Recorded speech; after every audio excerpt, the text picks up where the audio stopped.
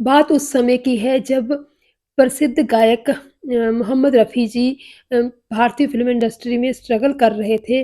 अभी उनकी शुरुआत ही थी फ़िल्म इंडस्ट्री में अपनी जगह बनाने के लिए एज़ अ सिंगर के तौर पर। तो उस टाइम पे वो एक समारोह में गए थे। उस समारोह में केएल सहगल जी भी अपनी परफ़ॉर्मेंस दे रहे थे और केएल सहगल जी ने जब अपनी परफ़ॉर्मेंस दी, तो उसके बाद यंग मोहम्मद रफ़ी जी की बारी आई और उनको परफ़ॉर्म करने का मौका मिला।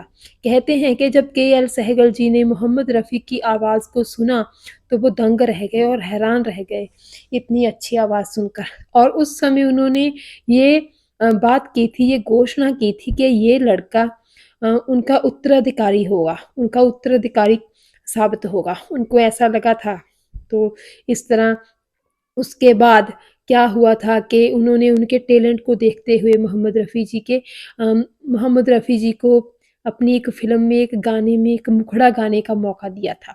और इस तरह मोहम्मद रफ़ी जी की जो थी आवाज़ वो भारतीय दर्शकों तक पहुँची और सभी ने उनको बहुत पसंद किया क्योंकि मोहम्मद रफ़ी जी तो हैं ही एक कमाल के थे। उनकी आवाज़, उनका जो आवाज़ में जादू था वो तो जो था ही कमाल का। तो इस तरह बहुत जल्द ही मोहम्मद रफ़ी जी ने वो सफलता हासिल कर ली, जो कि वो डिज़र्व करते थे। और इस तरह वो एक जो थे भारतीय फ़िल्म इंडस्ट्री में चमकते हुए एक बहुत अच्छे गायक साबित हुए।